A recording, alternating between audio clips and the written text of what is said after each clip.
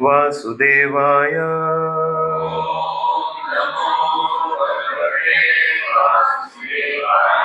ओम नमो भगवते वासुदेवाय।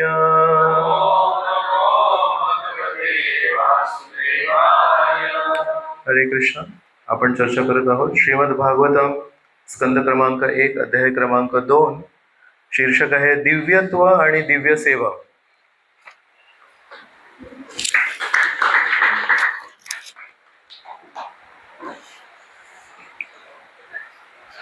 कृपया आपण पण गाऊ शकता. नष्टप्रायेषु अभद्रेषु नित्यं भागवत सेवया भगवती उत्तम श्लोके भक्तिर्भवति नैष्ठिकी. नष्टप्रायेषु अभद्रेषु नित्यं भागवत सेवया भगवती उत्तम श्लोके भक्तिर्भवति नैष्ठिकी. नष्टप्रायेषु अभद्रेषु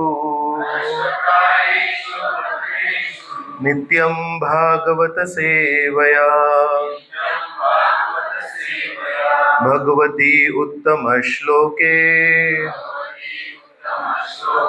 भक्तिर्भवति नैष्ठिकी.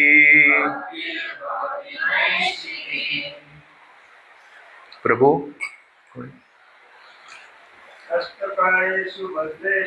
नष्टप्रायेषु अभद्रेषु नित्यं भागवत सेवया भगवती उत्तम श्लोके भक्तिर्भवति नैष्ठिकी. नष्टप्रायेषु अभद्रेषु नित्यं भागवत सेवया भक्ति उत्तम श्लोके भक्तिर्भवति नैष्ठिकी. नष्टप्रायेषु अभद्रेषु नित्यं भागवत सेवया भगवती उत्तम श्लोके भक्तिर्भवति नैष्ठिकी. नष्टप्रायेषु अभद्रेषु नित्यं भागवत सेवया भगवती उत्तम श्लोके भक्तिर्भवति नैष्ठिकी. नष्टप्रायेषु अभद्रेषु नित्यं भागवत सेवया भगवती उत्तम श्लोके भक्तिर्भवति नैष्ठिकी. नष्टप्रायेषु अभद्रेषु नित्यं भागवत सेवया भगवती उत्तम श्लोके भक्तिर्भवति नैष्ठिकी. आपण शब्दार्थ, भाषांतर आणि तात्पर्य बघूया. कृष्ण कृपामूर्ती एसी भक्तिवेदांत स्वामी श्रील प्रभुपाद्वारे. नष्टप्रायेषु प्रायः समाप्त झाल्याने, अभद्रेषु सर्व अमंगल, नित्यम नित्य, भागवत भागवत पुराण अथवा भक्त भागवत, सेवया सेवेने, भगवती भगवंतान प्रती, उत्तम उत्तम अर्थात दिव्य, श्लोके प्रार्थना अथवा स्तुती, भक्ति प्रेममय सेवा भवती होते नैष्ठिकी सुदृढ. भागवताचे निरंतर श्रवण केल्याने आणि शुद्ध भक्तांची सेवा केल्याने हृदयातील सर्व अमंगल पूर्णपणे नष्ट होते आणि ज्यांचे दिव्य स्तोत्रांनी स्तवन केले जाते अशा पुरुषोत्तम भगवंतांची प्रेममय भक्ती दृढ रूपाने प्रस्थापित होते. तात्पर्य: अशुभ प्रवृत्ती हे परमार्थ पथावरील एक विघ्न आहे. हृदयातील सर्व अशुभ प्रवृत्तींचे निर्मूलन करण्याकरिता येथे एक उपाय सांगितला आहे. तो उपाय म्हणजे शुद्ध भगवत भक्तांची किंवा भागवताची संगती करणे हा होय. दोन प्रकारचे भागवत आहेत, एक ग्रंथ भागवत आणि दुसरा भक्त भागवत. हे दोन्ही भागवत कार्यक्षम उपाय आहेत आणि विघ्नांच्या नाशासाठी हे दोन्ही उपाय किंवा कोणताही एक उपाय सुद्धा पुरेसा आहे. भक्त भागवत हा ग्रंथ भागवता इतकाच श्रेष्ठ आहे, कारण भक्त भागवत आपले जीवन ग्रंथ भागवतानुसार व्यतीत करतो आणि ग्रंथ भागवत हा भगवंतांच्या आणि त्यांच्या शुद्ध भक्तांच्या संदेशाने परिपूर्ण आहे. शुद्ध भक्त देखील भागवत आहेत. व्यक्ती भागवत व ग्रंथ भागवत दोन्ही समान आहेत. भक्त भागवत हा भगवंतांच्या प्रत्यक्ष प्रतिनिधी आहे. त्यामुळे भक्त भागवताला संतुष्ट केल्याने ग्रंथ भागवताचा लाभ मिळू शकतो. भक्त भागवताची किंवा ग्रंथ भागवताची सेवा केल्याने भक्ती मार्गात क्रमशः उन्नती कशी होते हे समजण्यात मानवाची तर्कशक्ती अपुरी पडते. परंतु ही सत्य गोष्ट देवर्षी नारदांनी विशद करून सांगितली आहे. नारद मुनी हे पूर्वजन्मी दासी पुत्र होते. ही दासी ऋषींची हलक्या प्रतीची कामे करीत असे. अशा रीतीने नारद मुनींनाही ऋषींची संगत घडली आणि केवळ त्या ऋषी मुनींच्या सहवासाने आणि त्यांच्या उच्चिष्ट प्रसाद स्वीकारल्याने त्या दासीपुत्राला महान भक्त श्रील नारद देव होण्याची संधी प्राप्त झाली. हे भागवतांच्या संगतीचे चमत्कारिक परिणाम आहेत. भागवताच्या संगतीचा लाभ प्रत्यक्ष अनुभविता येतो. भागवताची निष्कपट संगत केल्याने दिव्य ज्ञानाची सहज प्राप्ती होते आणि त्यामुळे असा भक्त भगवंतांच्या प्रेम भक्तीत दृढ होतो. भागवतांच्या संगतीत त्यांच्या मार्गदर्शनाखाली भक्तीत अधिक प्रगती होते. भगवंतांच्या प्रेममय भक्तीत अधिक दृढता येते. म्हणून भागवत ग्रंथाचा संदेश भक्त भागवताकडून मिळायला हवा. दोन्ही भागवतांची युती नवीन स्तरावरील भक्ताला अधिकाधिक प्रगती करण्यासाठी सहाय्य करेल. ओम अज्ञानतिमिरान्धस्य ज्ञानाञ्जनशलाकया चक्षुरुन्मीलितं येन तस्मै श्रीगुरवे नमः. श्रीचैतन्य मनोभीष्टं स्थापितं येन भूतले स्वयं रूपः कदा मह्यं ददाति स्वपदान्तिकं. वन्देऽहं श्रीगुरो श्रीयुतपदकमलं श्रीगुरून् वैष्णवांश्च. श्रीरूपं सागरजातं सहगण रघुनाथान्वितं तं सजीवं साद्वैतं सावधूतं परिजनसहितं कृष्णचैतन्यदेवं श्री राधा कृष्ण पादान् सहगण ललिता श्री विशाखान्वितांश्च. हे कृष्णा करुणा सिंधो दीनबंधो जगत्पते गोपेश गोपिका कांत राधा कांत नमोस्तुते. तप्त कांचन गौरांगी राधे वृंदावनेश्वरी वृषभानो सुते देवी प्रणमामि हरिप्रिये.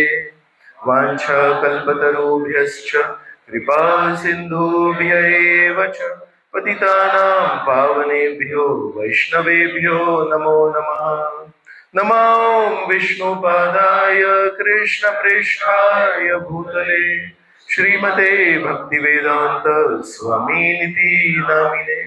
नमस्ते सारस्वते देवे गौरवाणी प्रचारिणे निर्विशेष शून्यवादी पाश्चात्य देशतारिणे. जय श्री कृष्ण चैतन्य प्रभु नित्यानंद श्री अद्वैत गदाधर श्रीवासदि गौर भक्त वृंद।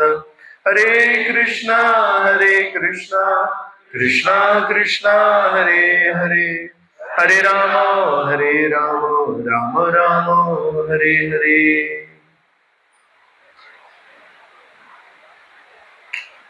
हरे कृष्ण, सर्व भक्तांचं स्वागत।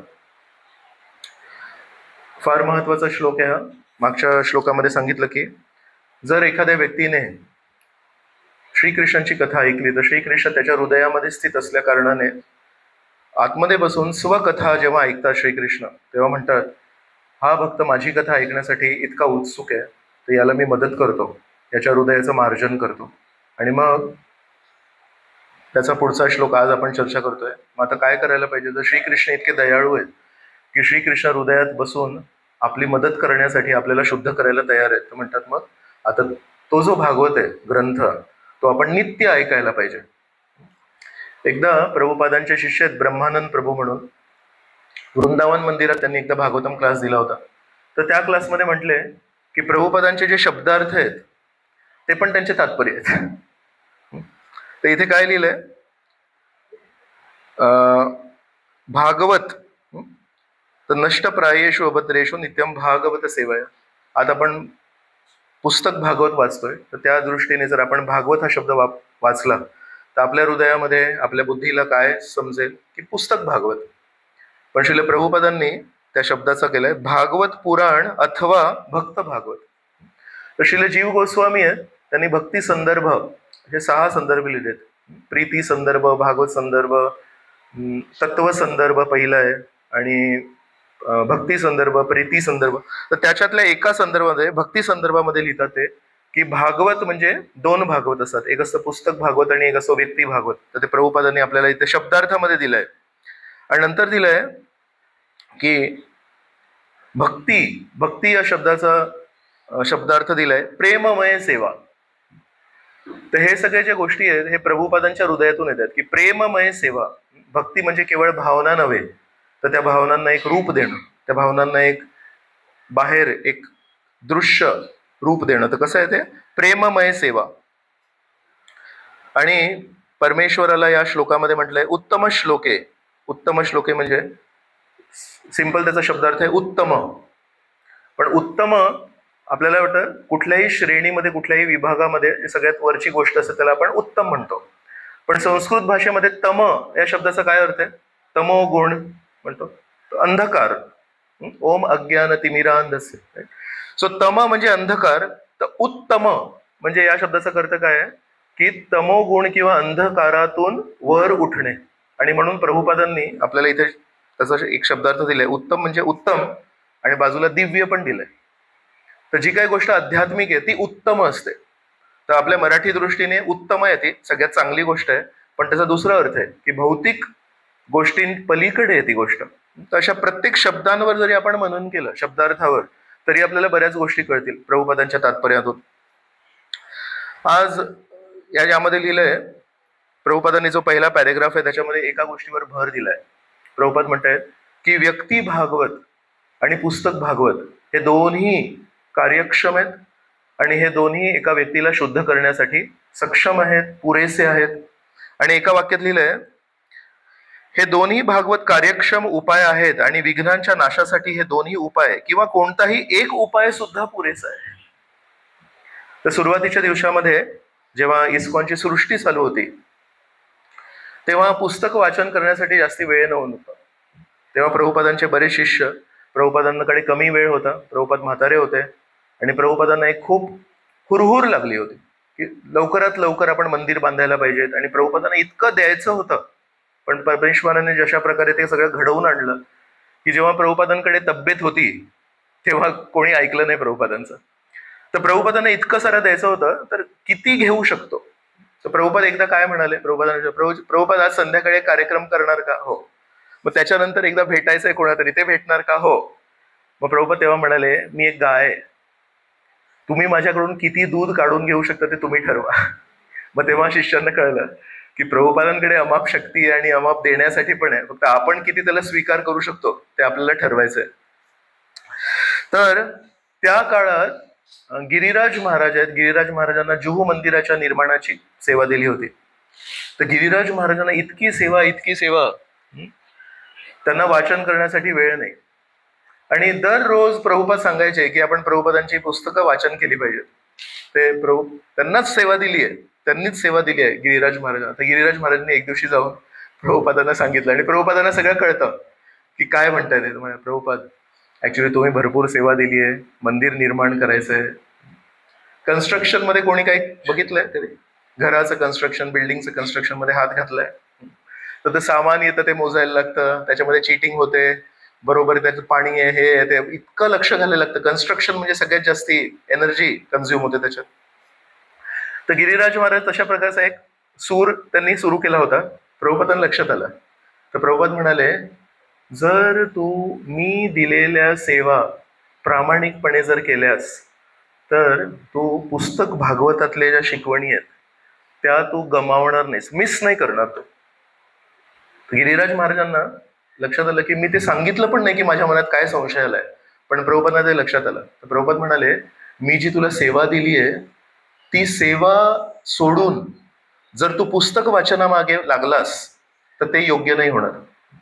पण आपले गुरु आपल्याला जी सेवा देतात ती सेवा का महत्वाची?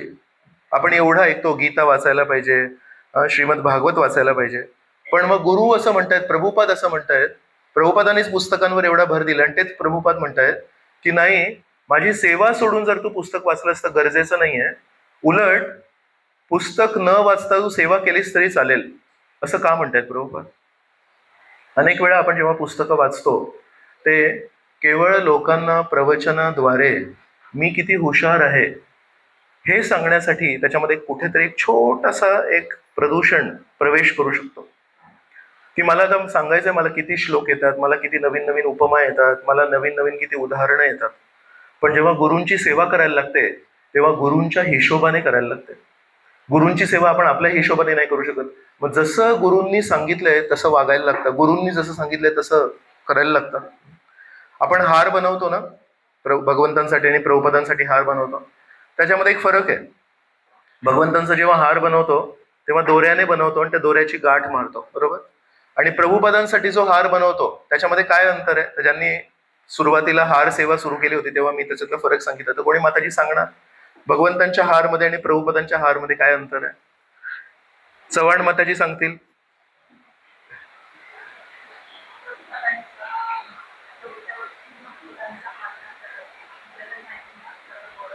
Yes, perfect. तर तेव्हा मी सांगितलं होतं की भगवंतांच्या हाराला इथे मागे असा इथे कधी कधी दोरा असतो, माहितीये?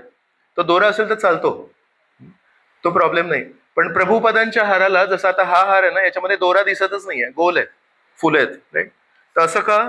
तर प्रभुपादांची जी त्वचा होती, प्रभुपाद म्हातारे होते, तर एकदा जेव्हा त्यांना तसा तो दोऱ्याचा हार टाकला तेव्हा त्यांना इथे त्रास झाला त्याचा. त्यांची पातळ होती, राईट.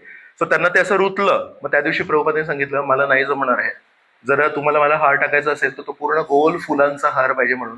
मग त्या दिवशीपासून ती परंपरा चालू आहे की प्रभुपादांचा हार नेहमी गोल फुलांचा असतो. मग ते आपण इथे सांगितलं की नाही, प्रभुपादांचा हार नेहमी गोल फुलांचा पाहिजे, राईट. सो मग आपण जर काही गोष्ट शिकलो नाही, हार असा गरज नाही आहे पूर्ण फुलांची, पण आपण कोणासाठी बनवतोय? आपण आपल्यासाठी नाही बनवतोय, प्रभुपादांसाठी बनवतो. प्रभुपादांचा हार कसा बनवायला पाहिजे? प्रभुपादांच्या दृष्टीने बनवायला पाहिजे. तर अशा प्रकारे प्रत्येक गोष्टीसाठी प्रभुपादांनी सांगितलंय की हे कसं असायला पाहिजे, ते कसं असायला पाहिजे, हे कसं असायला पाहिजे. तर जेव्हा आपण सेवा करतो तेव्हा आपण प्रभुपादांच्या निर्देशानुसार सेवा करतो. प्रभुपादांच्या काय अपेक्षा आहेत, मूर्तीपूजाच्या प्रभुपादांच्या काय अपेक्षा आहेत? तर प्रभुपादांनी 2 शब्द सांगितले. मूर्तीपूजा हा इतका मोठा विषय आहे, एकदा भरपूर प्रश्न. एक हरिभक्ती विलास म्हणून पुस्तक आहे, त्या हरिभक्ती विलासामध्ये सगळं डिटेल दिलंय कशी करायची मूर्तीपूजा वगैरे. तर कोणीतरी ते वाचलं, एक प्रद्युम्न ब्रह्मचारी होते, खूप मोठे स्कॉलर होते. त्यांना हे संस्कृत भाषा वगैरे जमायची, तर प्रभुपादांना संस्कृतचं ट्रान्सलेशन करायला वगैरे त्यांनी मदत केली. तर ते एकदा प्रभुपादांना हरिभक्ती विलास घेऊन गेले आणि म्हणले, प्रभुपाद याच्यामध्ये भरपूर काय काय ज्ञान दिलंय. प्रभुपाद म्हणाले, मी जर तुला हे सगळं सांगितलं तर तू बाथरूमच्या बाहेर येणार नाहीस. म्हणजे काय, तर स्नान नीट करायला लागते. इथे देवघरामध्ये प्रवेश करण्यासाठी फ्रेश कपडे घालायला लागतात, फ्रेश आंघोळ करायला लागते, सगळं राईट. तर त्याचे काय काय नियम आहेत. आंघोळ करताना पूर्व दिशेला बघून काही मंत्र बोलायला लागतात, कारण पाण्याची जी आंघोळ आहे ती शरीराला साफ करते, पण मंत्र स्नान हे मनाला शुद्ध करतं. तर ते असे हजारो नियम आहेत. प्रभुपाद म्हणाले, तू मला सांगू नको, मी जर तुला ते सगळे नियम सांगितले तू बाथरूमच्या बाहेर येणार नाहीस. तर मग काय, मी तुला कलियुगामध्ये जे शक्य आहे आणि जे मिनिमम गरजेचं आहे, एसेन्शियल, त्याला आपण डावलू नाही शकत. दोन गोष्टी सांगितल्या, क्लिनलीनेस आणि पंक्च्युअलिटी. वेळेवर व्हायला पाहिजे आणि साफ स्वच्छता पाहिजे. प्रभुपाद म्हणाले, हे दोन प्रिन्सिपल जर तुम्ही फॉलो केले तर कलियुगामध्ये तुम्ही मूर्तीपूजा करू शकता, हरिभक्ती विलास वाचायची गरज नाही. तर म्हणून जेव्हा आपण गुरु सेवा करतो, आचार्य सेवा करतो, त्याच्यामध्ये एक महत्वाचं असतं की आपल्या अहंकाराला नेहमी एक वळण मिळतं, जे कधी कधी पुस्तक वाचनामध्ये मिस होतं. त्याच्यामुळे प्रभुपादांनी गिरिराज महाराजांना सांगितलं, जर तुम्ही म्हणाल्याप्रमाणे सेवा केलीस तर तुला या पुस्तक भागवतातले साक्षात्कार आपोआप येतील. म्हणून प्रभुपादांचा त्या तत्वावर खूप खूप विश्वास आहे, दृढ विश्वास आहे की गुरु सेवा करायला पाहिजे, आचार्यांनी जसं सांगितलं तशी सेवा करायला पाहिजे. म्हणून एक पूर्ण पॅरेग्राफ भागवत सेवामध्ये सांगतायत, व्यक्ती भागवत आणि पुस्तक भागवत हे पूर्णपणे समान आहेत आणि दोघांची सेवा केल्याने शुद्धीकरण होतं. तर एकाची जरी सेवा केली तरी शुद्धीकरण होईल. तर आपल्याला पुस्तक वाचन कधी करायचंय? पुस्तक वाचन जर आपण करत बसलो आणि आपल्या सेवांकडे जर आपण दुर्लक्ष केलं तर आपण प्रभुपादांच्या मूळच्या विरुद्ध दिशेने चाललोय. प्रभुपादांनी आपल्याला काय शिकवण दिली आहे? प्रभुपादांनी दिलंय, आधी सेवा करायची आहे. भक्तिविनोद ठाकूरांनी त्यांच्या पुस्तकांमध्ये क्रम दिलाय. एका साधक भक्तासाठी तो महत्वाचा आहे. पहिली गोष्ट म्हणजे स्वास्थ्य, की तब्येत सांभाळून ठेवायला पाहिजे. आपल्यातून बऱ्याच लोकांना ही भ्रांत धारणा आहे की नाही, बाकी सगळ्या गोष्टी आधी आणि त्याच्यानंतर तब्येत. पण भक्तिविनोद ठाकूर हे आपले श्रेष्ठ आचार्य आहेत, तर ती पहिली गोष्ट म्हणतात तब्येत. तब्येतीनंतर म्हणतात साधना. साधना आपण नीट करायला पाहिजे, साधनेमध्ये कधी तडजोड नाही करायला पाहिजे. त्याच्यानंतर येते सेवा. जर आपण सेवा करत राहिलो आणि साधनेकडे दुर्लक्ष केलं तर कुठल्या भावनेमध्ये सेवा करायची आहे ते बाजूला राहतं. मग आपण माळा संपवतो, हरिनामाची शरण घेत नाही. तर म्हणून स्वास्थ्य, साधना, सेवा आणि त्याच्यानंतर स्वाध्याय. म्हणून पुस्तक वाचन कधी येतं, स्वाध्याय येतं. तर कधी कधी आपण बघतो जे भक्त लोक प्रामाणिकपणे सेवा करत असतात त्यांचं वाचन जास्ती नसतं, त्यांना कदाचित संस्कृत श्लोक येत नाहीत, पण ते जेव्हा बोलतात तेव्हा त्यांच्या तोंडातून बरोबर सगळं निघत असतं. का निघत असतं? कारण ते शुद्ध आहेत, कारण त्यांनी सेवा केली आहे. आणि सेवा करताना आपल्या मनातले विचार बाजूला ठेवले आहेत आणि प्रभुपादांनी जे सांगितलं त्याला महत्व दिलंय. तर त्याच्यामुळे हृदय शुद्धीकरण होतं. नित्यम भागवत सेवया. तर नित्यम आणि भागवत सेवया या दोन शब्दांवर पण आपण थोडा विचार करूया. नित्यम म्हणजे सांगा मराठी भाषेत. हा, सतत, नियमित, कोणी म्हणेल दररोज, बरोबर. तर आपण या सगळ्या शब्दातून एक शब्द निवडूया, त्याला म्हणूया नियमित. का नियमित माहिती आहे? कदाचित आपल्या जबाबदाऱ्यांमुळे, भौतिक आध्यात्मिक ज्या काही जबाबदाऱ्या, त्या जबाबदाऱ्यांमुळे कदाचित दररोज हा शब्द आपल्याला लागू करता येणार नाही. दररोज श्रीमद भागवतम वाचण्या इतकं सौभाग्य कोणाला असेल माहिती नाही, मला ब्रह्मचर्यांना पण नसतं कधी कधी, कारण एवढ्या सगळ्या सेवा असतात करायच्या, शक्य नसतं दररोज करणं. पण आपण नियमित हा शब्द जर घेतला तर नियमित म्हणजे सातत्य पाहिजे. जर मोकळा वेळ असेल तर आपण लगेच भागवत उचलायला पाहिजे, आणि मोकळा वेळ नसेल तर दुसऱ्या भागवताची सेवा करायला पाहिजे, गुरूंची सेवा करायला पाहिजे, प्रभुपादांनी जे सांगितलंय त्याची सेवा करायला पाहिजे. तर कोणाकोणा व्यक्तीसाठी जर गिरिराज महाराजांसारखे असतील, खूप व्यस्त असतील, तर त्यांना कदाचित 2 आठवड्यातून 3 आठवड्यातून एकदा पुस्तक भागवत घ्यायला जमत असेल, पण सातत्य, नियमित, जेव्हा शक्य होईल तेव्हा, बरोबर. आणि समजा कोणी एक सौभाग्यशाली असेल ज्याला जास्ती सेवा नाहीये, तर तो दररोज वाचू शकतो. कदाचित खूप जास्ती सौभाग्यशाली असेल, कोणी म्हातारे व्यक्ती असतील ज्यांना आता काही कर्तव्य नाही उरले, सगळं काही एकदम स्थिर स्थावर आहे, सकाळी वाचतील, दुपारी वाचतील, संध्याकाळी वाचतील. तर आपापल्याने सर्वांनी आपण स्वतःचं आत्मपरीक्षण करून विचारायचं आहे की माझ्या जीवनामध्ये नियमित भागवत सेवया, नित्यम भागवत सेवया म्हणजे नक्की काय. इथे कुठे दिलंय का दररोज? प्रभुपादांनी भाषांतर करताना दररोज दिलंय? नाही दिलंय, पण म्हणतात नित्य, सतत. आणि सेवया, भागवत वाचन नाही दिलं. तर हा पण एक खूप महत्वाची एक गोष्ट आहे जी आपण चर्चा करायला पाहिजे, की नाम जप म्हणतो ना आपण, पण ती ऍक्च्युली नाम सेवा आहे. आपण भागवत वाचत नाही म्हणत, भागवत सेवा आहे. प्रसाद आपण खात नाही, प्रसाद सेवा. तर नेहमी वैष्णव धर्मामध्ये प्रत्येक गोष्टीला सेवेचं एक स्वरूप दिलंय. भागवत सेवा करायची, भागवत सेवा करायची, कुठल्या व्यक्तीची सेवा करायची म्हणजे आपण त्या व्यक्तीसमोर नमून जातो. म्हणून या पुस्तकासमोर आपण कशा प्रकारे जायचंय? या पुस्तकासमोर आपण एका नम्र भावनेने जायचंय. भागवत सेवया. श्रीकृष्णांनी रूप गोस्वामींनी सांगितलंय आपल्याला की भक्ती कशी असायला पाहिजे? अहैतुकी अप्रतिहता. अहैतुकी पाहिजे म्हणजे त्याच्यामध्ये कधी स्वार्थ नाही पाहिजे, आणि अप्रतिहता म्हणजे त्याच्यामध्ये व्यत्यय नाही पाहिजे. बरोबर? तर भक्ती ही अशा प्रकारे पाहिजे जी सतत पाहिजे आणि त्याच्यामध्ये स्वार्थ नाही पाहिजे. आणि तेच दोन शब्द इथे, नित्यम म्हणजे सतत, अप्रतिहता, आणि सेवया, सेवा करायची म्हणजे अहैतुकी. जर आपल्या स्वतःचा हेतू असेल तर आपण सेवा कशी करणार? आपण कोणा व्यक्तीसमोर चाललोय आणि आपले स्वतःचेच काही हेतू आहेत, तर आपण सेवा करू शकतो का? आपण आपला स्वार्थ त्या व्यक्तीकडून काढून घेणार. कधी कधी कोणी प्रश्न विचारतात तेव्हा म्हणतात, प्रभूजी मला एक प्रश्न आहे. मग हा प्रश्न केला तर म्हणतात याचं उत्तर हे आहे ना. मग आपण बोलायच्या आधीच ते म्हणतात की याचं उत्तर हे आहे ना. जेव्हा कोणी व्यक्ती प्रश्न विचारतो आणि स्वतःच उत्तर सांगतो तर काय समजायला पाहिजे त्याच्यातून? त्यांनी ठरवलंय ऑलरेडी. प्रभुपादांना एवढे कृपाळू आहेत की तिसरा नाम अपराध कोणी सांगेल मला? नामाप्रती 10 नाम अपराध आहे, तिसरा नाम अपराध सांगणार कोणी? गुरुर अवज्ञा, की गुरु महाराजांच्या आदेशाला विपरीत जाणं. तर प्रभुपाद हे नेहमी सांगायचे की कशा प्रकारे आपल्या कर्मानुसार आपला विवाह झालाय, आणि जो काही आपला विवाह आहे त्याच्यातून आपण जे काही आपले कर्म आहेत त्याला आपण स्वीकार करायला पाहिजे. ते एक व्यक्ती शिष्य होते प्रभुपादांचे. ते आले आणि प्रभुपादांना म्हणतायत की प्रभुपाद, माझ्या पत्नीशी माझं काही पटत नाही, मला काही त्याच्यासोबत राहायचं नाही, तर मी ठरवलंय की मी घटस्फोट देणार आहे म्हणून. तर प्रभुपाद म्हणाले ठीक आहे. तर तो व्यक्ती लगेच निघून गेला. तर शेजारी सेक्रेटरी बसले होते. सेक्रेटरी म्हणाले, प्रभुपाद तुम्ही तर कधीही घटस्फोटाला नाही म्हणतात, आणि तुम्ही तुमच्या पुस्तकांमध्ये पण लिहिलंय की घटस्फोट नाही घ्यायला पाहिजे म्हणून. तर प्रभुपाद म्हणाले, तो ठरवून आला होता की त्याला घटस्फोट घ्यायचा, त्याला फक्त माझा एक शिक्कामोर्तब पाहिजे होता. जर मी त्याला म्हटलं असतो की नाही तू घटस्फोट नाही घेऊ शकत, तरी त्यांनी घटस्फोट घेणारच होता. मग त्याच्याकडून गुरु अवज्ञा झाली असती, मग मोठा अपराध झाला असता की गुरूंच्या प्रत्यक्ष आदेशाला त्यांनी विरुद्ध गेला. तर त्याला गुरु अपराधापासून वाचवण्यासाठी मी त्याला म्हटलं ठीक आहे म्हणून.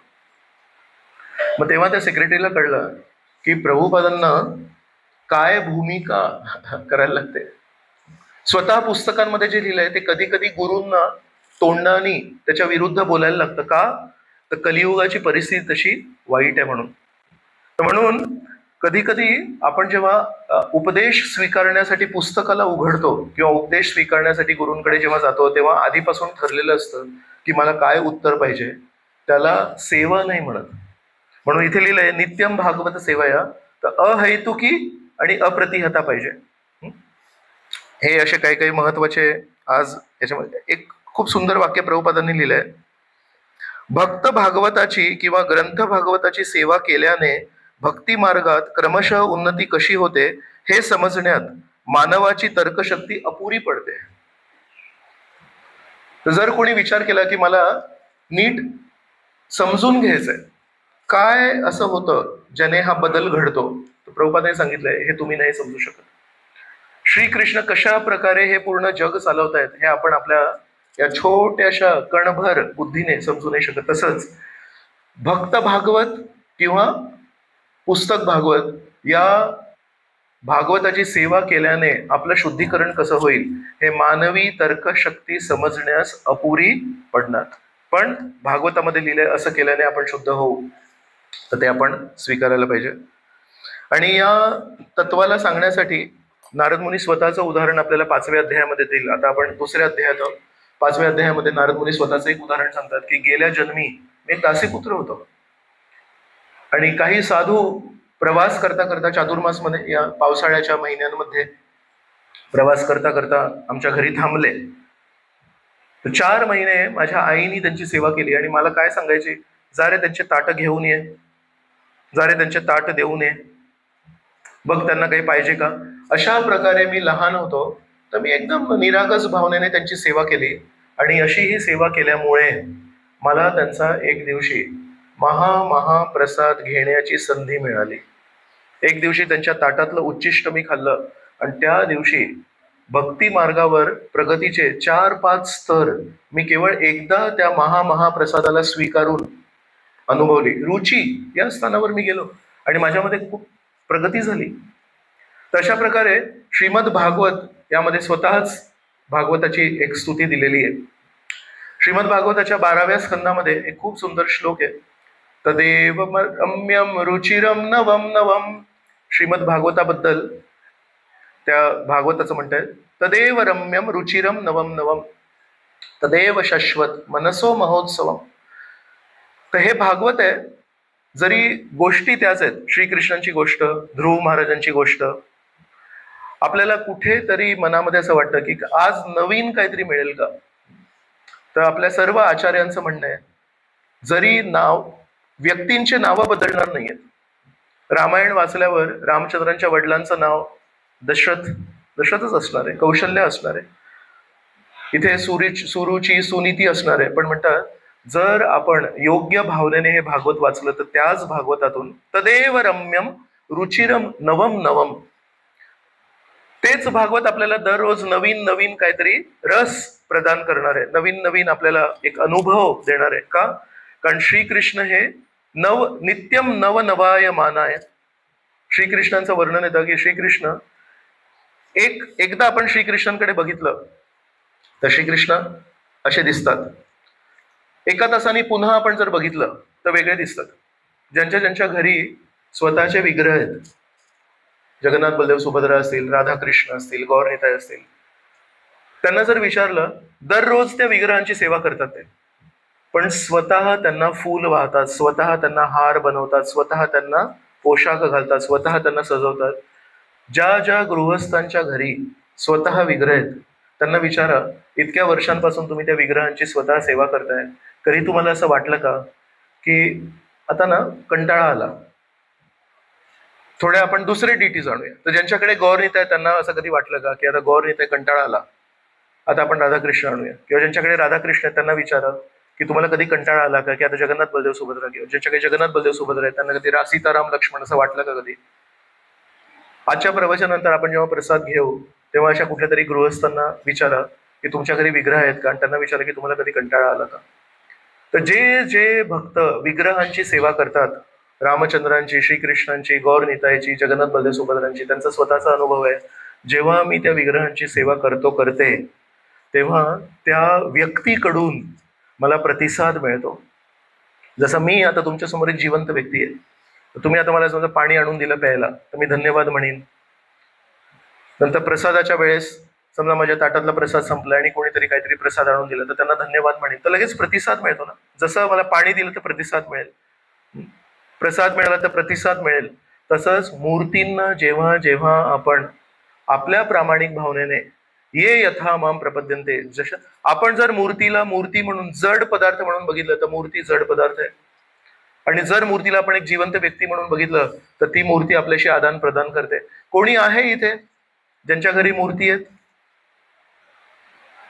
कधी असं मनात आलं की कंटाळा आला, आता मला या मूर्तींना बदलायचंय म्हणून?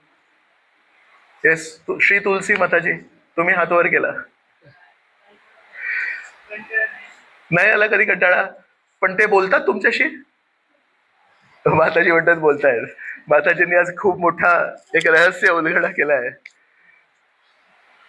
तो बोलतात म्हणजे कदाचित ना या कानांनी ऐकू येईल ते नाही बोलत, पण मनात प्रतिसाद मिळतो.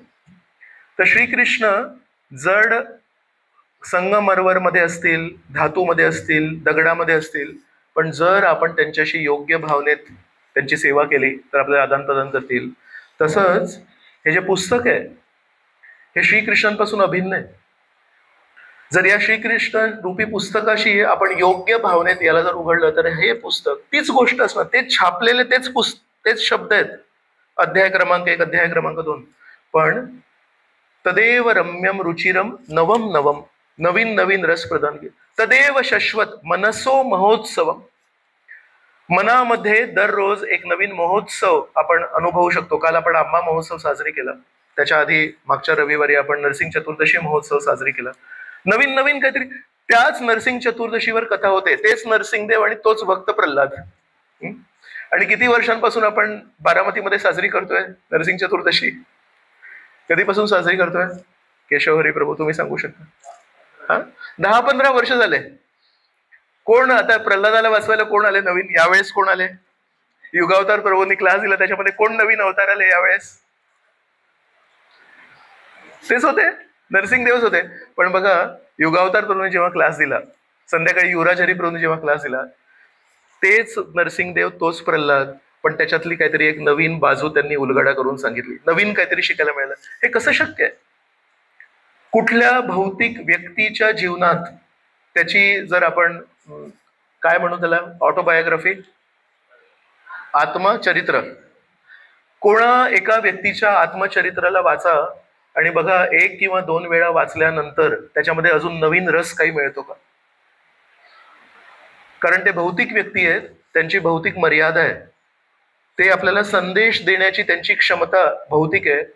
फक्त आणि केवळ श्रीकृष्णांमध्ये, परमेश्वरामध्ये ती शक्ती आहे की त्यांचं जीवनचरित्र आपण जितकं वाचू त्याच्यामधून नवीन नवीन रस आपल्याला मिळतो. तदेव शोकार्णव शोषणम नृणाम. तिसरा महत्वाचा मुद्दा जो सांगितलाय, शोक अर्णव. शोक म्हणजे दुःख आणि अर्णव म्हणजे समुद्र. तदेव शोकार्णव शोषणम नृणाम. म्हणतात शोकामुळे, दुःखामुळे अश्रू वाहतात आणि त्या अश्रूंमुळे तयार झालेल्या एका समुद्राला कोरडं करण्याची क्षमता या श्रीमद भागवतामध्ये आहे. तुमच्यातून कोणी म्हणतील शोकाश्रू, त्याच्यातून अर्णव, त्याच्यातून एक समुद्र तयार झालेला, कुठे असा समुद्र? तर श्रीपाद मध्वाचार्य आपले एक आचार्य आहेत, मध्वाचार्य म्हणतात आज या जीवनामध्ये आपल्या डोळ्यातून जेवढे अश्रू वाहिलेत ते किती असतील? कोण सांगणार मला प्रामाणिकपणे? थोडेसे असतील. तर म्हणतात आपण या भौतिक जगामध्ये ज्या क्षणापासून आलो आहोत, आपण किती जन्म घेतलेत? मनुष्य योनीमध्ये आलो आहेत म्हणजे कमीत कमी 80 लाख जन्म एकदा घेतलेत एका सायकलमध्ये. आता या आपण जन्माला जर परिपूर्ण केलं तर वैकुंठाला जाऊ शकतो, नाही तर पुन्हा एकदा खाली जाऊ, परत एकदा 80 लाख, बरोबर? अशा प्रकारे किती वेळा आपण वर खाली गेलोय माहिती नाही. जेव्हापासून आपण या जगात आलोय तेव्हापासून दुःखांच्या त्यांनी आपल्यावर प्रभाव होऊन जेवढे आपण अश्रू वाहिले त्याला जर मोजलं तर म्हणतात एक समुद्र होऊ शकतो. पशूंच्या डोळ्यातून कधी अश्रू बघितलेत? गायींच्या डोळ्यात? घोड्यांना जेव्हा टांग्याला जुंपतात तेव्हा घोड्याला मारतात तेव्हा घोड्यांच्या डोळ्यात अश्रू बघितलेत? बैलांच्या डोळ्यात अश्रू बघितलेत? इथे एक प्रभूजी राहायचे, ते एकदा घरी घेऊन गेले होते, तर त्यांचा वासरू मेला. तर ती गाय मला दाखवली त्यांनी, 6 दिवस तिने काही खाल्लंच नाही आणि नुसती रडत होती ती. मग म्हटलं त्याच्यावर उपाय काय? तर म्हणाले एक खोटा वासरू आणायचा. तेवढी अक्कल नसते गाईला, पण एक असा खोटा वासरू बघितलं तर तिला ते दुःख विसरते. कारण मनुष्य नाहीये, तेवढी बुद्धी नाहीये की जर गेला असेल कोणी वासरू तो परत कसा येऊ शकतो. तो खोटा वासरू दाखवल्याशिवाय ती गाय खाणार नाही म्हणून.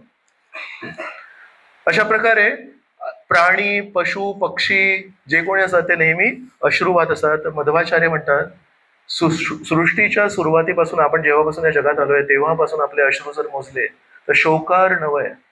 केवळ श्रीमद भागवतामध्ये ती शक्ती आहे की तो शोकार्णव त्याला कोरडा करू शकतात. आणि मग शेवटच्या ओळीमध्ये लिहितात यद उत्तम श्लोक यशोनुगीयते. हे कधी शक्य होईल? जेव्हा उत्तम श्लोक, श्रीकृष्णांची स्तुती गाण्यासाठी आपण प्रवृत्त होऊ तेव्हा हे शक्य आहे. रूप गोस्वामीने एक पुस्तक लिहिलंय पद्यावली, त्यामध्ये खूप सुंदर श्लोक लिहितात. म्हणतात अहो अहो भीर न कलेर विधूयते सुधा सुधारा मधुरम पदे पदे दिने दिने चंदन चंद्र शीतलाम यशो यशोदा तनयस्य गीयते. यशोदा म्हणजे यश देणारी, कीर्तिदा म्हणजे कीर्ती देणारी.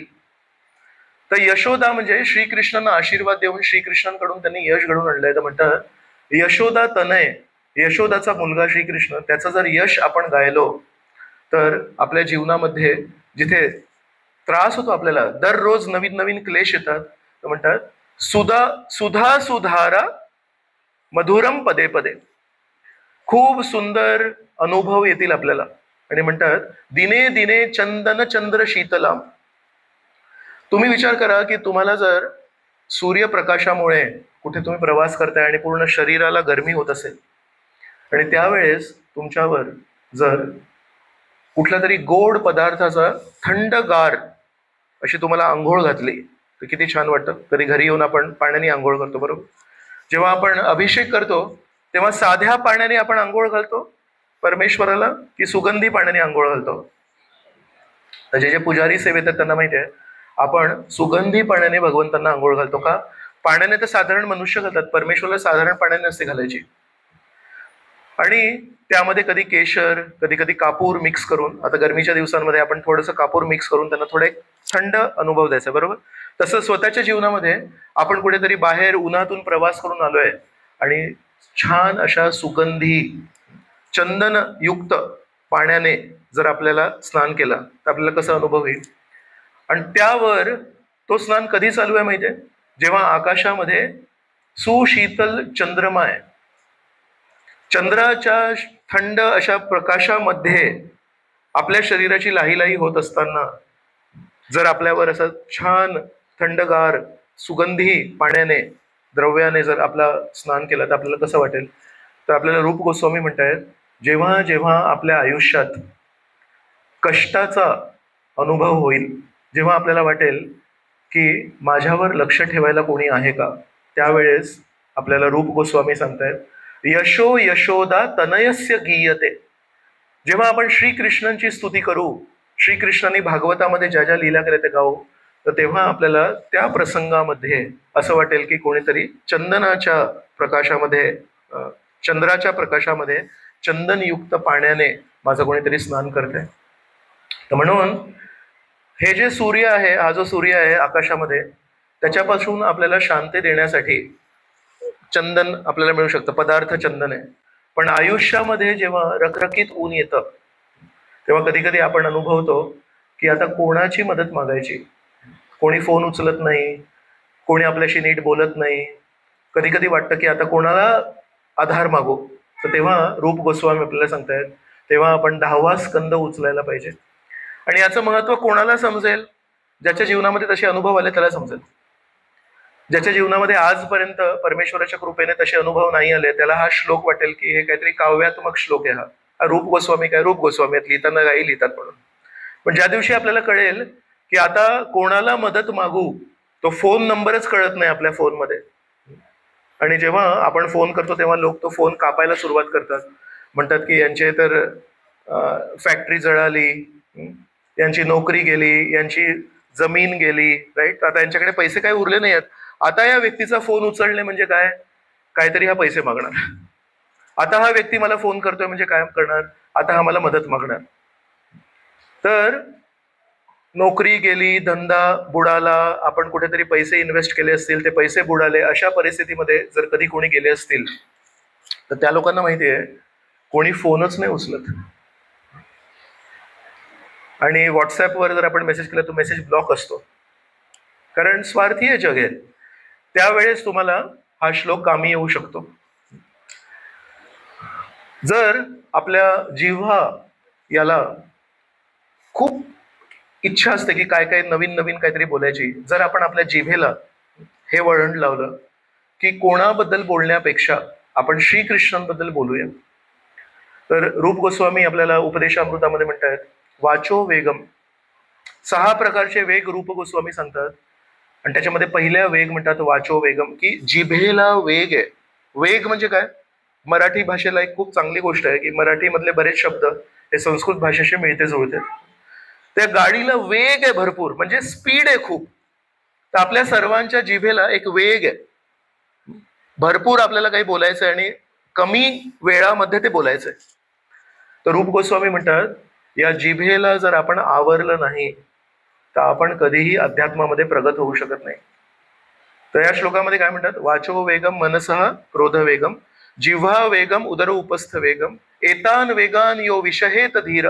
या 6 वेगांना जो धीर व्यक्ती धरून ठेवतो. घोड्यांना कसे ते घोडे उतावळे असतात पळण्यासाठी, वेग आहे त्या घोड्यांना, पण लगाम अशी पक्की करायला लागते. लगामीला जर आपण लूज पकडलं तर ते घोडे, जे 6 घोडे आहेत, ते कसे पळतील, कुठे पळतील आणि त्या रथामध्ये बसलेल्या माणसाचा काय हाल होतील आपल्याला माहिती नाही. आपले 6 इंद्रिय, आपले 5 इंद्रिय आणि आपले हे 6 वेग आहेत, हे असे नेहमी पळायला तयार असतात.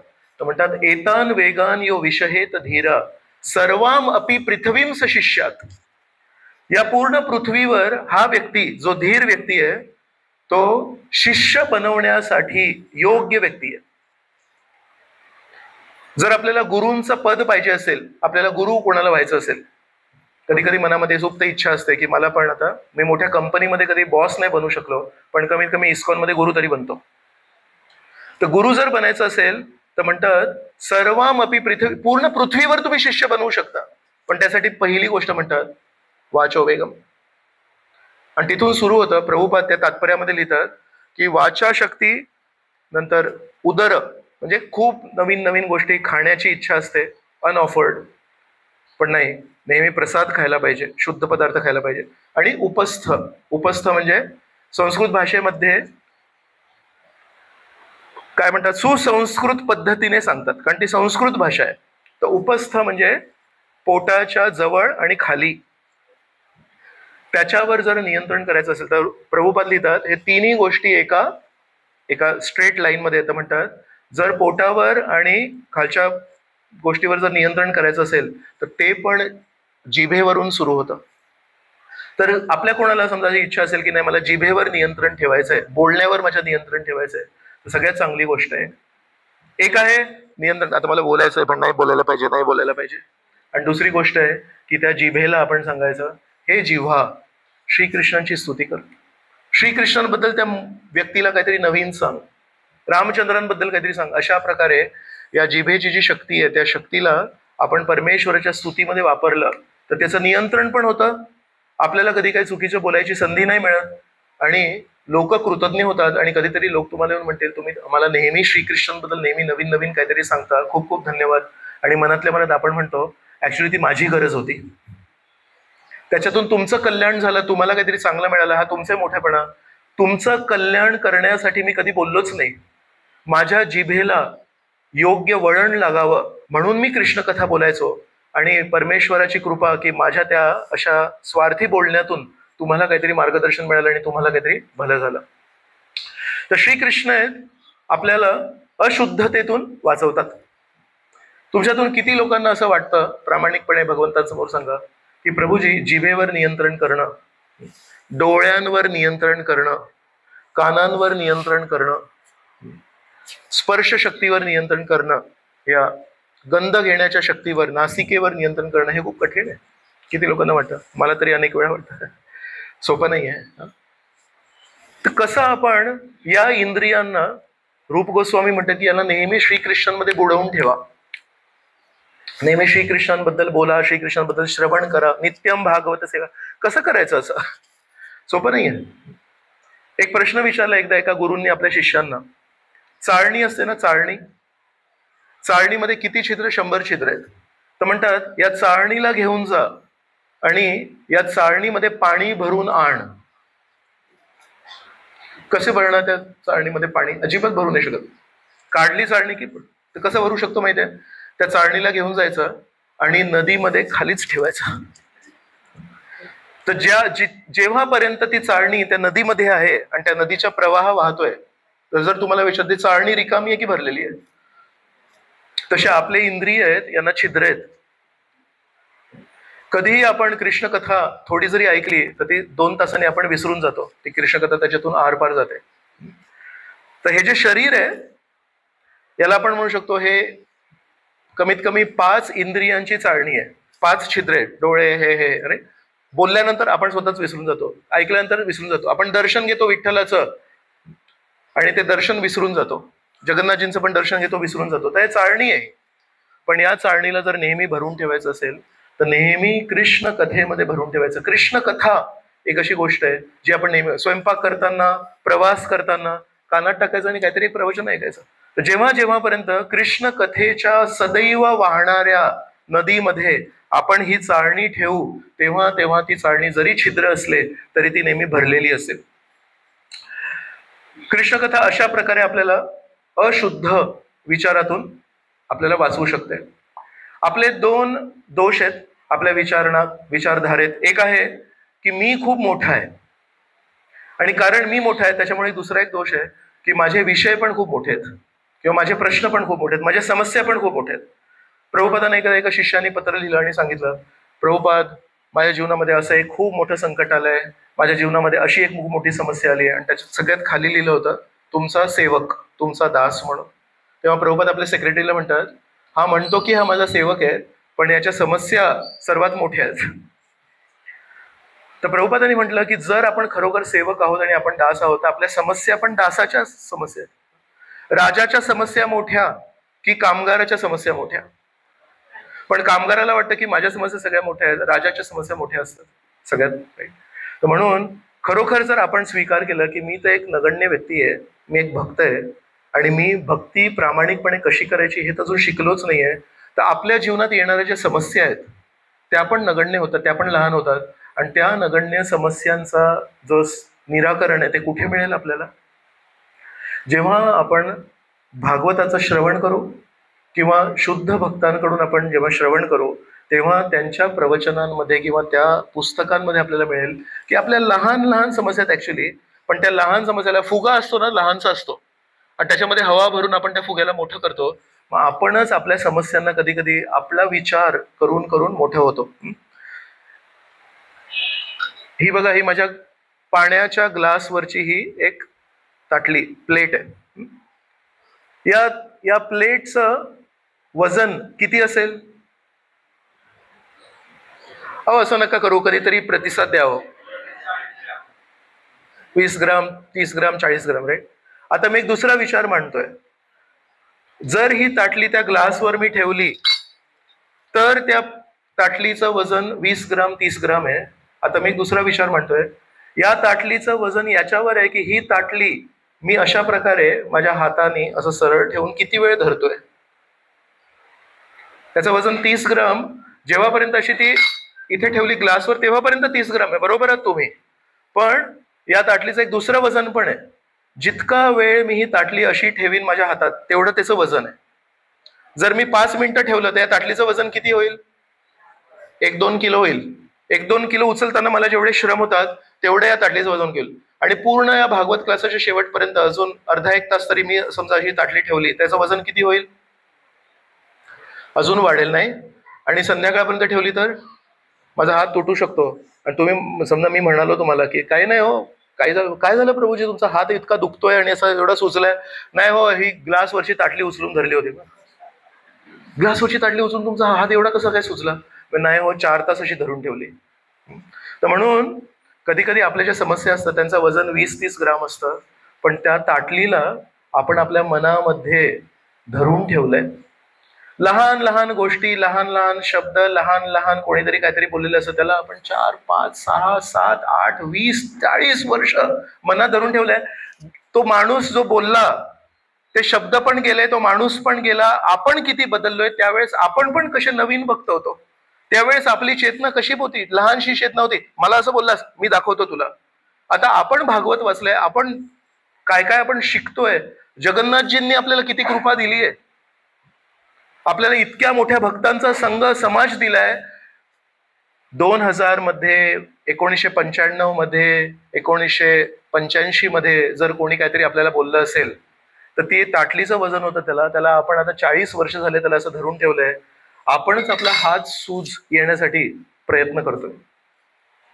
तर भागवत आपल्याला हे सांगतं, तुम्ही पण छोटे आहात, आणि कारण तुम्ही छोटे आहात म्हणून तुमची समस्या पण छोटी आहे असं होऊच शकत नाही. मुंगीची समस्या हत्तीच्या समस्यापेक्षा मोठी समस्या आहे. मुंगी छोटी आहे तर मुंगीची समस्या पण छोटीच आहे. हत्ती मोठा आहे तर हत्तीची समस्या पण मोठी आहे. जर आपण आहेतच लहान जर आहेतच, आपण प्रत्येक श्लोकामध्ये भागवताविषयी होतं, आपण दास आहे रे, आपण सेवक आहे रे. तर या इतक्या प्रेमाच्या भावनेने जर आपल्याला भागवत सांगतोय की आपण लहान आहे, मग आपल्या समस्या मोठ्या कशा असू शकतात? तर हे जेव्हा आपल्याला भागवत वारंवार सांगताय आपण लहान आहे, आपण दास आहे, आपण सेवकांच्या सेवकांच्या सेवकांच्या सेवकांच्या वृत्तीमध्ये असायला पाहिजे, मग आपल्याला कळतं की आपल्या समस्या पण लहान आहेत. मग आपल्या समस्या जर लहान आहेत, मग आपण काय करायला पाहिजे? त्या समस्यांना ठेवून द्यायचं खाली, त्या ताटलीला खाली ठेवून द्यायचं. मग आपले हात मोकळे होतात, मग आपण आपली बीडबॅग काढू शकतो त्या हाताने. पण जेव्हापर्यंत त्या छोटीशी ताटली आहे पण त्याला धरून ठेवलं ना, हात सुचतो, मग जप करताना हातामध्ये शक्ती नाही उरत.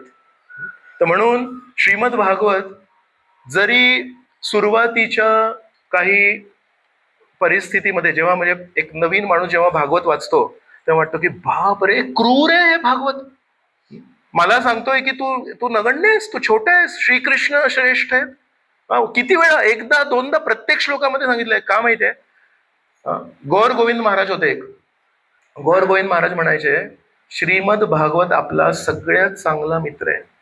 एकच पुस्तक आहे या ब्रह्मांडामध्ये जो स्पष्टपणे सांगतोय की तुम्ही कोण आहात, परमेश्वर कोण आहे आणि आपलं परमेश्वराचे काय नातं आहे.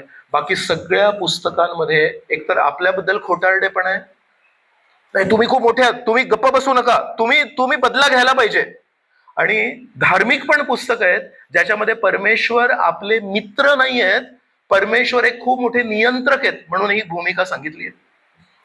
आपल्या इस्कॉनमध्ये एक संन्यासी होते, भक्ती तीर्थ महाराज.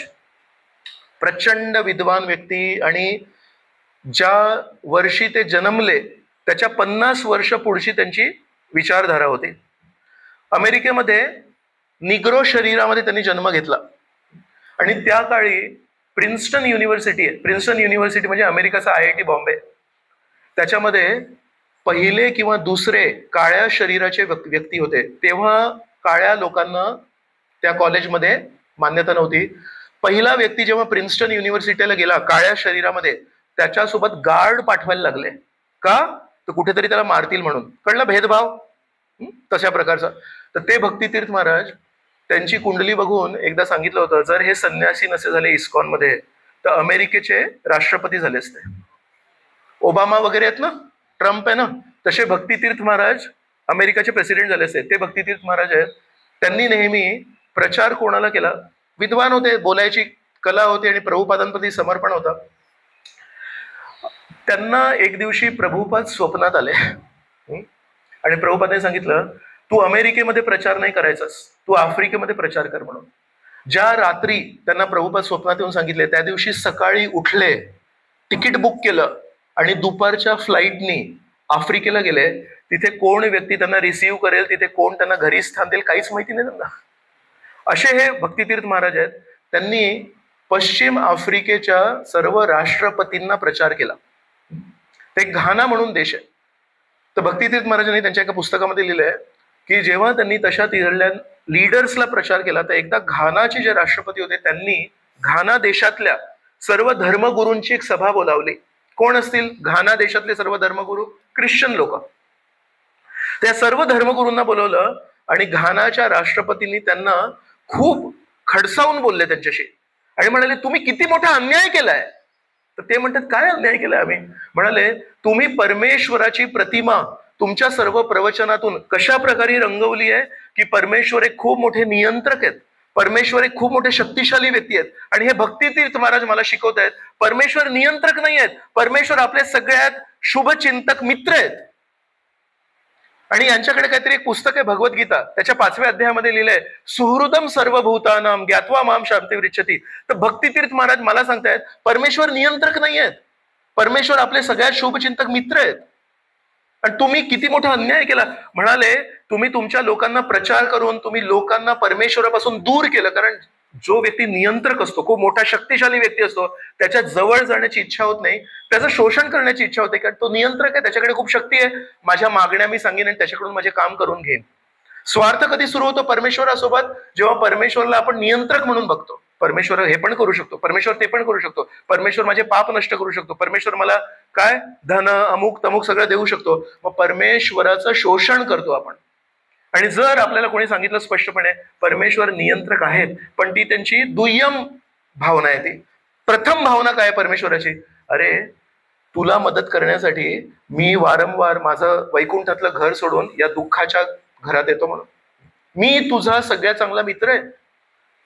तर भक्तितीर्थ महाराजांच्या अनुपस्थितीमध्ये घानाच्या राष्ट्रपतींनी तिथल्या सर्व धर्मगुरूंना खडसावून सांगितलं, तुम्ही अन्याय केला लोकांवर. जर सांगितलं की परमेश्वर हे नियंत्रक आहेत, तुम्ही ऍक्च्युली सांगायला पाहिजे की परमेश्वर आपले मित्र आहेत म्हणून.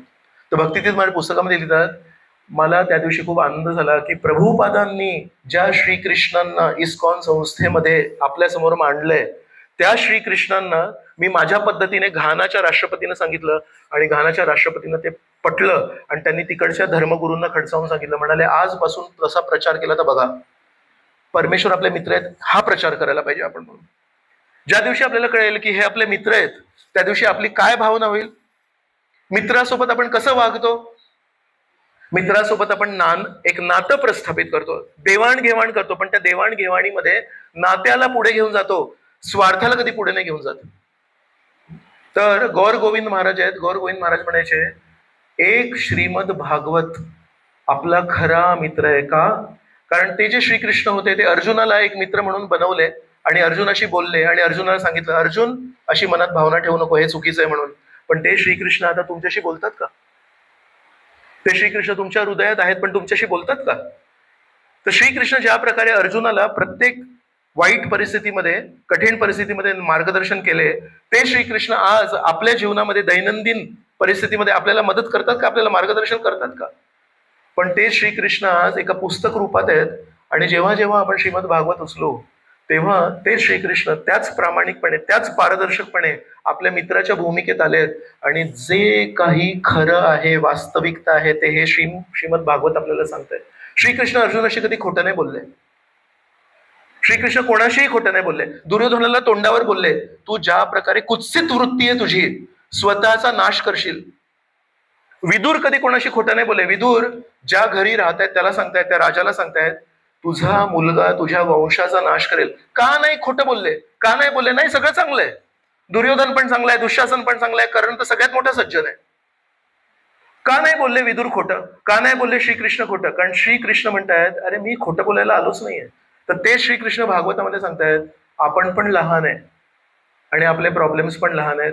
फक्त आपण मोठ्या व्यक्तींना जर स्मरण केलं तर मग आपल्याला लक्षात येईल की कसं आपण आपल्या मोठ्या व्यक्तीला आणि त्या मोठ्या व्यक्तीच्या कथेला आणि त्या मोठ्या व्यक्तीच्या कीर्तनाला आणि त्या मोठ्या व्यक्तीच्या कथेला आणि त्या मोठ्या व्यक्तीच्या सेवेला आपल्या जीवनामध्ये आपण स्थान द्यायला पाहिजे. तो श्रीकृष्णांचा सहवास आहे. कलियुगामध्ये श्रीकृष्णांचा सहवास जर कोणाला पाहिजे असेल तर कीर्तनाद्वारे. तुकाराम महाराज आपल्याला ती शिकवण देत आहेत, श्री चैतन्य महाप्रभू आपल्याला ती शिकवण देत आहेत. नाम जप. सत्संग कार्यक्रमानंतर जो शनिवारचा कीर्तन होतो, काल मी बघितलं कीर्तन जेव्हा सुरू झालं तेव्हा लोक होते, नंतर शेवटी कीर्तन संपल्यानंतर मागे बघितलं तर 20च लोक उरले होते. का कोणाच ठाऊक, पण आपल्याला असं वाटतं की प्रवचन खूप महत्वाचं आहे आणि कीर्तन त्याचा अशी शेपूट असते ना. आता एक प्रभुपादांनी सांगितलं बाबा कीर्तन करायचं तर करायचं. ऍक्च्युली युग धर्म नाम संकीर्तन आहे. आपण जे प्रवचन करतोय ते प्रवचनाचा एकच हेतू आहे, परमेश्वराला नाम संकीर्तनामध्ये अनुभवण्यासाठी लोकांना प्रेरणा देणे. प्रवचनाचा एकच हेतू आहे, नाम जप आपण जो रोज करतोय त्याच्यामध्ये श्रीकृष्णांचा अनुभव कसा होईल याच्याबद्दल श्रद्धा लोकांना देणे. म्हणून नाम संकीर्तन पै साधन सोपे. तुका म्हणे सोपी केली पाय वाट. तुका म्हणे सोपी केली पाय वाट. वैकुंठाला जाण्यासाठी एक पायवाट बनवली आहे नाम संकीर्तन. त्या नाम संकीर्तनाला जर आपण महत्व नाही दिलं, त्या नाम जपाला आपण जर महत्व नाही दिलं, तर मग ती पायवाट आहे ती कदाचित बंद होऊ शकते. पायवाटेवर जेव्हा पावसाळ्यामध्ये लोक चालत नाहीत, नाही आतमधल्या प्रदेशातून चालत नाही, मग त्याच्यावर काय होतं, गवत उगवतं आणि ती पायवाट नष्ट होते. तर म्हणून आपल्या सर्वांचं कर्तव्य आहे. कृष्ण कथाचा पहिला फायदा आपल्याला शुद्धता देते आणि आपल्याला योग्य दृष्टिकोन देते. दुसरा फायदा की आपल्याला श्रीकृष्णांना कशी सेवा करायला पाहिजे, श्रीकृष्णांना आपल्याकडून कशी सेवा पाहिजे हे आपल्याला शिकवते. तर श्रीकृष्ण हे नित्य नवनवायमान आहे. श्रीकृष्ण ते मी म्हणत होतो की मूर्ती नेहमी नवीन नवीन अनुभव देतात, तसं श्रीकृष्ण पण नवीन नवीन आपल्याला प्रतिसाद देतात. तर आज जे श्रीकृष्ण आपल्या जीवनात आहेत, उद्या जेव्हा आपली आध्यात्मिक प्रगती होईल तेच श्रीकृष्ण, तोच नाम जप, तेच नाम संकीर्तन, तीच मूर्ती आपल्याला वेगळा प्रतिसाद देईल. त्यावेळेस त्या प्रतिसादाला स्वीकार करण्याची जर आपल्यामध्ये क्षमता नसेल तर आपण ती संधी विसरू. श्रीमती राधाराणी आहेत, श्रीकृष्णांचे सगळ्यात जवळचे आणि सगळ्यात श्रेष्ठ भक्त आहेत. श्रीमती राधाराणींचे कोणी नाव सांगणार मला? अहो, आपण त्यांच्या पार्टीचे आहोत. दर राधाष्टमीला मी म्हणतो आपण श्रीकृष्णांचे भक्त नाही आहोत, आपण राधाराणींचे भक्त आहोत. हा, एक मिनिट, एक एक एक एक सांगा. अरे आता चालला आवाज इकडून. हा, रमा, ओके, येस. हा, हरा, ओके, येस. हा, जयश्री. अजून एक नाव आहे पवित्रा. माताजींना माहिती आहे. पवित्रा, राधाराणी पवित्रा आहेत. अजून एक श्रीमती राधाराणींचं नाव आहे विद्यार्थिनी. विद्यार्थिनी राधाराणी पण शिकते. का शिकते माहितीये? कारण श्रीकृष्ण नेहमी नवीन नवीन प्रतिसाद देतात. तर श्रीकृष्णांचा नवीन नवीन प्रतिसाद देण्यासाठी राधाराणी म्हणते मला नेहमी विद्यार्थिनी बनायला लागेल. क्षणोक्षणी श्रीकृष्ण या परिस्थितीमध्ये माझ्याशी कसा प्रेम करायचा प्रयत्न करतायत हे मला शिकायला लागेल. जर मी माझ्या धारणा फिक्स ठेवल्या, श्रीकृष्ण अमुक अमुक आहेत, मग श्रीकृष्ण अशा प्रकारे प्रेम करतात. जर मी माझी धारणा फिक्स ठेवली, श्रीकृष्णांना सांगू शकतो का तुम्ही नाही बदलू शकत, तुम्ही त्या पद्धतीने मला प्रेम नाही करू शकत, असं म्हणू शकतो श्रीकृष्णांना? श्रीकृष्ण स्वतंत्र आहेत, श्रीकृष्ण स्वराट आहेत. श्रीकृष्ण निरनिराळ्या पद्धतीने आपल्या भक्तांना प्रतिसाद देतात. कुठपर्यंत? राधाराणीपर्यंत. तर राधाराणी म्हणतात मी विद्यार्थिनी आहे, मी नवीन नवीन नेहमी शिकत असते. विचार करा, राधाराणी जर विद्यार्थिनी आहेत, आपण कोण असायला पाहिजे? कोण असायला पाहिजे? आपण विद्यार्थिनी दास असायला पाहिजे. तर राधाराणींना नेहमी प्रार्थना करायला पाहिजे, काय हो तुम्ही, तुमच्या नावाशिवाय श्रीकृष्णांचं नाव अपूर्ण, तुमच्या नावाशिवाय श्रीकृष्ण अपूर्ण, आणि तुम्ही विद्यार्थिनी, तुम्हाला नेहमी शिकायची इच्छा असते की श्रीकृष्णांना मी कसं जाणू शकते, मग आमचं काय? तर म्हणजे तेच तर मी तुम्हाला सांगते. तर म्हणून राधाराणी आपल्याला सांगतायत की नवीन शिकायला पाहिजे. सगळे जे डॉक्टर्स आहेत, डॉक्टरला दरवर्षी एक काही काही त्यांचे जे CME म्हणतात त्याला, ते अटेंड करायला लागतात. आणि जर ते अटेंड नाही केलं तर त्यांचे मार्क कमी होतात. तर मोहनचंद्र प्रभू काय याच्यावर तुमचं काय म्हणणं आहे सांगा, थोडे दोन शब्द सांगा. हा, तर एक एक असे त्यांचे सेमिनार किंवा नवीन नवीन काही काही डेव्हलपमेंट्स होत असतात, तर ते त्यांना अटेंड करणं गरजेचं आहे. त्याला पॉइंट मिळतात. वर्षाला किती पॉइंट? हा, तर 3 वर्षामध्ये तुमच्या हिशोबाने ते CME जे ते अटेंड करा आणि तुम्हाला 25 पॉईंट मिळाले. आणि नाही मिळाले तर रजिस्ट्रेशन होल्डवर ठेवतात, मग तुम्ही प्रॅक्टिस नाही करू शकत.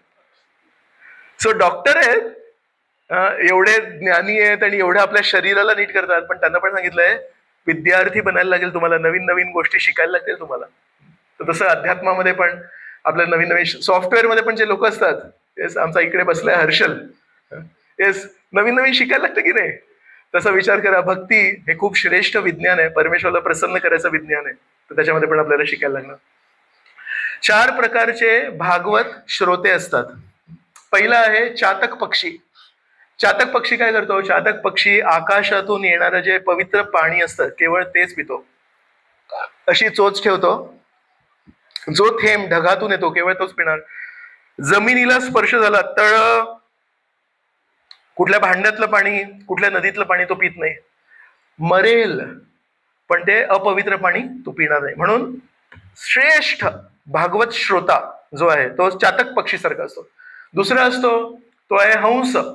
हंसाची एक कला आहे, पाणी आणि दूध जर मिश्रित असेल तर तो त्याच्यामध्ये चोच टाकतो आणि फक्त दूध खेचतो आणि पाणी मागे ठेवतो.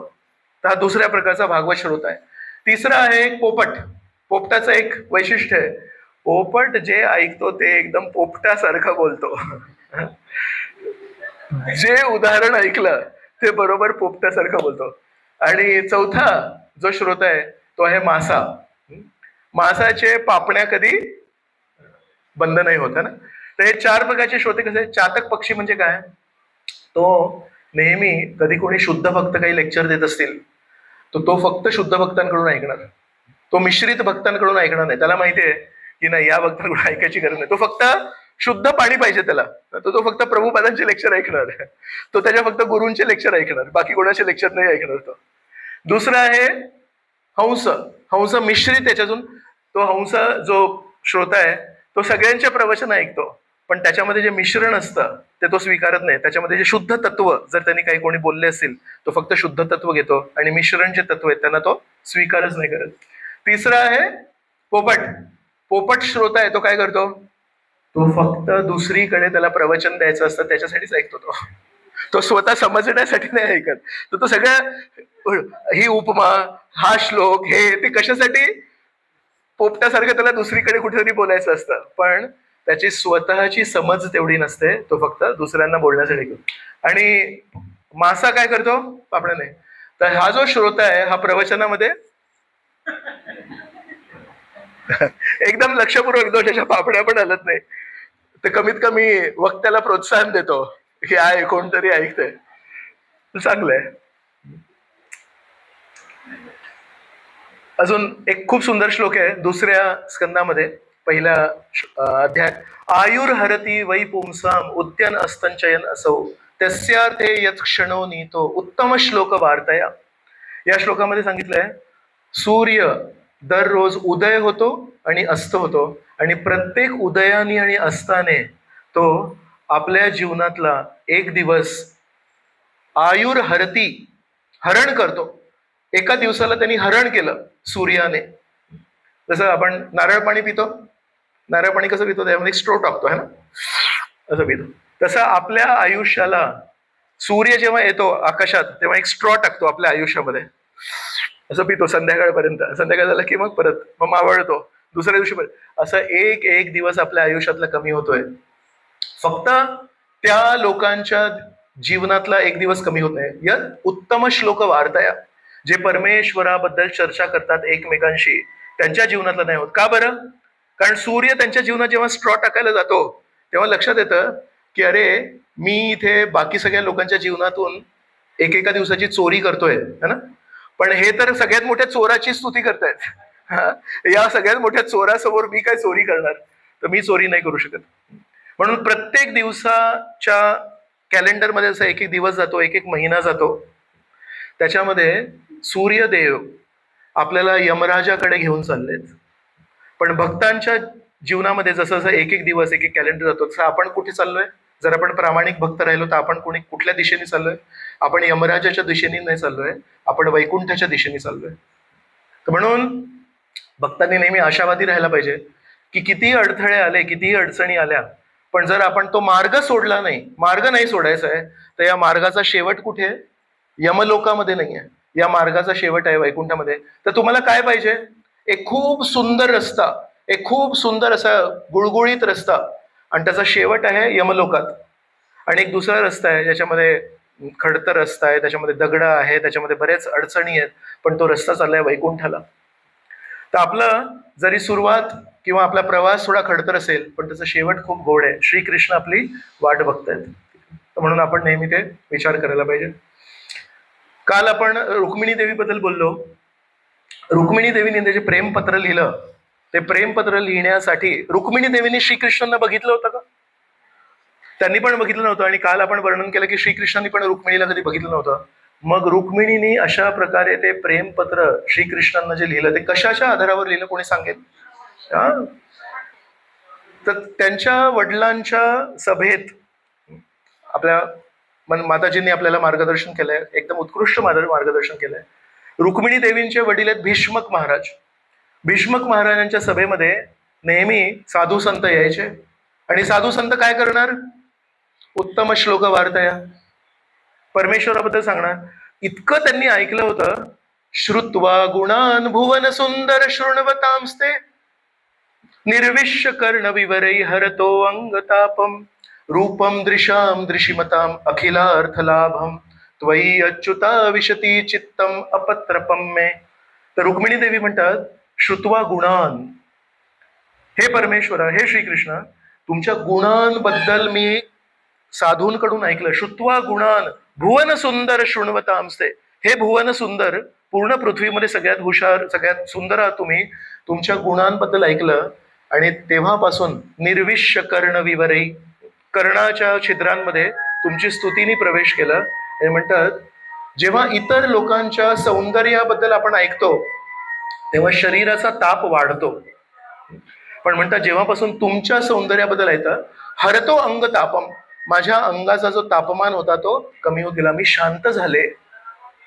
आपल्याला जी नेहमी एक त्रास होत असतो, श्रीकृष्णांची स्तुती ऐकून आपण शांत होतो. निर्विश्य कर्णविवरे हरतो अंग तापम, रूपम दृशाम दृशिमताम अखिलार्थ लाभम.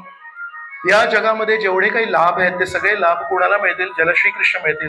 म्हणतात हे सगळं ऐकून तुमच्या प्रती माझं चित्त, माझं मन एका निर्लज्ज व्यक्तीसारखं आकर्षित होत आहे. ऍक्च्युली एका मुलीने, एका सुसंस्कृत मुलीने एका मुलाला प्रेमपत्र लिहिणं हे चांगलं नाही, पण रुक्मिणी म्हणतात काय करू मी, तुमचे गुण आणि तुमचं रूप इतकं आकर्षक आहे, पण मी फक्त ऐकलंय. तर साधू संतांकडून ऐकून त्यांना एवढी श्रद्धा मिळाली.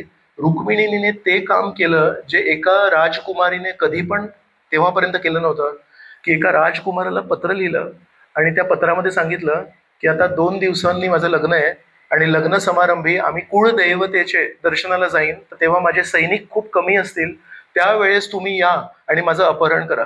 कोण मुलगी आहे जी स्वतःचं अपहरण कसं करायचं हे एका राजकुमाराला येऊन सांगते? पण रुक्मिणी म्हणते मी शिशुपालशी लग्न नाही करू शकत, इमर्जन्सी सिच्युएशन आहे. तर म्हणून रुक्मिणीच्या जीवनामध्ये श्रीकृष्णांनी जो प्रवेश केला तो त्यांच्या साधू संतांनी केलेल्या स्तुतीद्वारे केला. आणि त्याचं फळ काय झालं? त्याचं फळ हे झालं की त्यांनी प्रामाणिकपणे त्यांच्याप्रती आकर्षण अनुभवलं. त्या आकर्षणाने त्यांनी श्रीकृष्णांना व्यक्त केलं आणि श्रीकृष्णांनी त्या प्रामाणिक शब्दांना स्वीकारलं आणि त्यांचं अपहरण करून त्यांना सगळ्यात मोठ्या श्रेष्ठ राणीचं स्थान दिलं. जय महाराष्ट्र. तुम्हाला कोणाला याचा स्वाभिमान नाहीये? श्रीकृष्ण, आपले श्रीकृष्ण, त्यांची सगळ्यात मुख्य राणी महाराष्ट्रीयन आहे. हरी बोल. पण त्या रखुमाईकडून आपण शिकायला पाहिजे. श्रुत्वा गुणान, श्रीकृष्णाच्या गुणांबद्दल ऐकायला पाहिजे.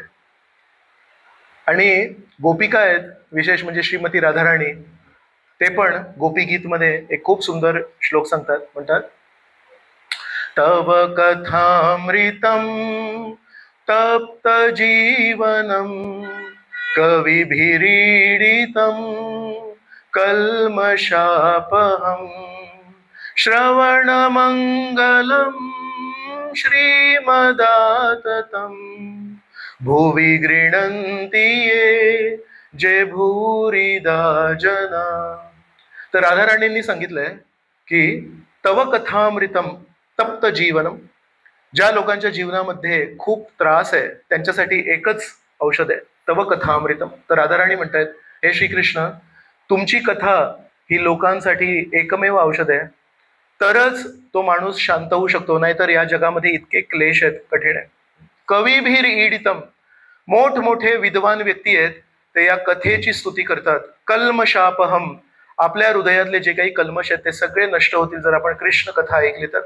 श्रवण मंगलम, जे लोक कृष्ण कथेचं श्रवण करतात त्यांच्या जीवनामध्ये शुभ परिवर्तन होतात. कसे होतात ते श्रीकृष्ण घडवून आणतात. श्रीमदाततम, आणि त्यांच्या जीवनामध्ये वेगवेगळे दैवी ऐश्वर्य प्रवेश करतात. आणि म्हणतात भुवि गृह्णन्ति ये जे भूरिदा जना, जे व्यक्ती या कृष्ण कथेचं वाटप करतायत ते खरे दानी व्यक्ती आहेत, ते खरे दानशूर व्यक्ती आहेत. तर राधाराणींनी हा श्लोक गायलाय आणि त्या श्लोकाचं खरं कोणी करून दाखवलं? राधाराणीचंच एक रूप आहे रुक्मिणी देवी.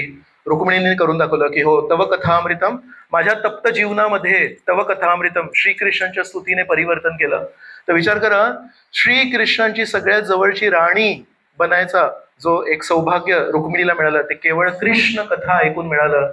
आपल्याला कदाचित श्रीकृष्णाच्या राणी बनायचा अनुभव नाही मिळणार, तेवढं स्थान कदाचित नाही मिळणार, पण रुक्मिणी दासी बनू शकतो आपण. आपण राधाराणीचे दासी बनू शकतो जर आपण तव कथामृतम ऐकलं तर. तर ही कथा आहे, ही शक्ती आहे याच्यामध्ये. काही साधू मिळून चर्चा करत होते, सगळ्यात शक्तिशाली, सगळ्यात मोठं स्थान कोणाचं आहे या जगामध्ये, जेवढे आहेत त्याचं सगळ्यात मोठं स्थान कोणाचं आहे? तर काही साधू म्हणाले आकाश ना आकाश, आकाश अमर्यादित आहे, आकाशापेक्षा मोठं काही नाही. मग दुसरे साधू म्हणाले पण या आकाशाला पण एक ढग आच्छादित करू शकतं. तर म्हणून ढग जरी दिसायला छोटं आहे पण आकाशापेक्षा जास्ती त्याचं मोठं स्थान आहे. त्याच्यात दुसरे काही साधू होते, ते म्हणाले बरोबर आहे तुमचं म्हणणं, पण या ढगाला थोडा जरी वायू आला तर तो वायू त्याला सरकवतो, म्हणून वायू सगळ्यात शक्तिशाली आहे. दुसरे अजून काही साधू होते, ते म्हणाले अहो पण या वायूला पण एक पर्वत थांबवू शकतो, म्हणून पर्वत सगळ्यात शक्तिशाली आहे. मग दुसरे साधू होते, ते म्हणाले या पर्वताला पृथ्वी धारण करते म्हणून पृथ्वी सगळ्यात शक्तिशाली आहे. मग अजून काही साधू होते, ते म्हणाले पण या पृथ्वीला जेव्हा ती बुडाली होती तेव्हा परमेश्वराने धारण केलं म्हणून परमेश्वर सगळ्यात मोठे आहेत. मग तेव्हा तिथे काही वैष्णव बसले होते, पण ते म्हणाले पण या परमेश्वराला भक्त आपल्या हृदयामध्ये स्थापित करतात म्हणून भक्त सगळ्यात मोठे आहेत. तर म्हणून जे भक्त परमेश्वराला आपल्या हृदयामध्ये घेऊन फिरतायत ते ऍक्च्युली सगळ्यात मोठे भक्त आहेत. आणि म्हणून कृष्ण कथा कोणाकडून ऐकायला पाहिजे? जे चांगले प्रामाणिक भक्त आहेत त्यांच्याकडून. श्री सनातन गोस्वामी म्हणतात अवैष्णव मुखोद्गीर्णम पूतम हरी कथामृतम श्रवणम नैव कर्तव्यम सर्पोच्चिष्ट यथापय. म्हणतात जे लोक वैष्णव धर्माचा पालन नाही करत त्यांच्याकडून आपण कधीही कृष्ण कथा नाही ऐकायला पाहिजे. अर्थात कोण? जे पैशांसाठी भागवत कथा करतात. तर आपण काही चॅनल आहेत टीव्हीवर, ते जर लावले, इतके छान उदाहरण, इतकं सुंदर त्यांचं वक्तव्य, काय प्रत्येक गोष्टीमध्ये त्यांचा तो थाट बाट वगैरे, राईट. पण ते स्वतः वैष्णव आहेत का? ते स्वतः श्रीकृष्णांवर श्रद्धा ठेवतात का? जर आपण केवळ वाक् चातुर्य बघून प्रवचन ऐकायला सुरुवात केली तर सनातन गोस्वामी आपल्याला म्हणतात दुधामध्ये विष टाकल्यासारखं आपण ते विष घेऊ, त्या हरिकथेने आपलं शुद्धीकरण नाही होणार. त्यांनी काय होतं माहितीये, चांगलीच कथा बोलतात, श्रीकृष्णाची स्तुतीच करतात आणि शेवटचं एखादं वाक्य असतं आणि हे श्रीकृष्ण म्हणजे आपणच आहोत. निराकारवाद, अद्वैतवाद, राईट. किंवा म्हणतील की या श्रीकृष्णांना आपण अशा अशा प्रकारे अनुभवू शकतो आणि कधी समाज कार्याला प्राधान्य देतात, काही पण बोलतील. श्रीमद भागवत आपल्याला ऐकायचं असेल तर आपल्याला ते केवळ वैष्णवांकडून ऐकायला पाहिजे. आणि कोण वैष्णव? जे आपल्या जीवनामध्ये परमेश्वराच्या आज्ञेला पालन करतात, जे आपल्या जीवनामध्ये रोज हरिनाम करतायत, जे आपल्या जीवनामध्ये परमेश्वराच्या सेवेला प्राधान्य देत आहेत. जे लोक नाम जप करतच नाही आहेत, जे लोक परमेश्वराच्या सेवेला कधी प्राधान्य देत नाहीत, त्यांच्याकडून जर आपण भागवत ऐकलं तर ते भागवत आपल्या हृदयामध्ये औषधाचं काम नाही करणार, ते भागवत आपल्या हृदयामध्ये विषाचं काम करेल. श्री चैतन्य महाप्रभूंकडे एक कविता पाठवली एका भक्ताने. त्या कवितेमध्ये त्यांनी जगन्नाथजींचं स्तुती केली होती. पण श्री चैतन्य महाप्रभूंचा एक नियम होता की श्री चैतन्य महाप्रभूंकडे काही पोचण्याआधी त्यांचे एक सेक्रेटरी होते, स्वरूप दामोदर गोस्वामी. स्वरूप दामोदर गोस्वामी आधी ते बघायचे की ते योग्य आहे का महाप्रभूचं, कारण महाप्रभू त्यांना भावनांचं मिश्रण अजिबात नाही आवडायचं, शुद्ध भक्ती पाहिजे त्यांना. आणि जर त्याच्यामध्ये थोडा जरी स्वार्थ असला तर श्री चैतन्य महाप्रभूंना त्रास व्हायचा त्याचा. त्यामुळे स्वरूप दामोदर गोस्वामी ते नेहमी बघायचे. तर त्या कवितेमध्ये लिहिलं होतं की जगन्नाथपुरीमध्ये दोन कृष्ण आहेत, एक स्थिर आहेत आणि एक हलणार आहेत, एक स्थावर आहेत आणि एक जंगम आहेत. तर त्यांना म्हणायचं होतं की जगन्नाथजींची जी मूर्ती आहे ती स्थिर आहे, कृष्ण आहेत, आणि दुसरे जे कृष्ण आहेत ते श्री चैतन्य महाप्रभू आहेत, ते नृत्य करतात, ते हलतात, ते जंगम आहेत. तर ही कविता जेव्हा स्वरूप दामोदर गोस्वामींनी बघितली तेव्हा स्वरूप दामोदर गोस्वामींना त्याच्यामध्ये दोष आढळला. काय दोष असेल तो? जर असं म्हणतात दोन कृष्ण आहेत, एक कृष्ण तिथे स्थिर आहेत आणि एक कृष्ण हलतात, काय त्याच्यामध्ये दोष आहे? Yes, perfect. त्यांनी जगन्नाथजींना स्थिर बनवलं. स्थिर म्हणजे त्यांना हलण्याची कॅपॅसिटी नाही आहे. पण जगन्नाथजींची मूर्ती आहे, ते जिवंत व्यक्ती आहेत की ती फक्त लाकडाची मूर्ती आहे?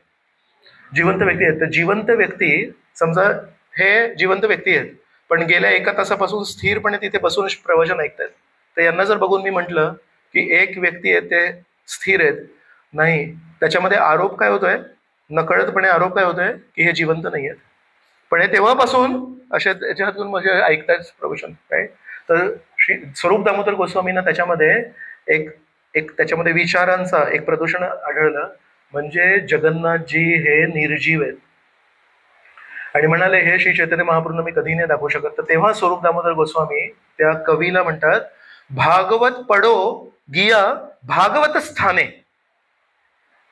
तुला भागवत आधी वाचायला लागेल नीट. तू श्रीकृष्णांची स्तुती करायला निघालायस, जगन्नाथजींवर कविता करायला निघालायस, आधी तू भागवताचा अभ्यास कर भागवताकडे जाऊन.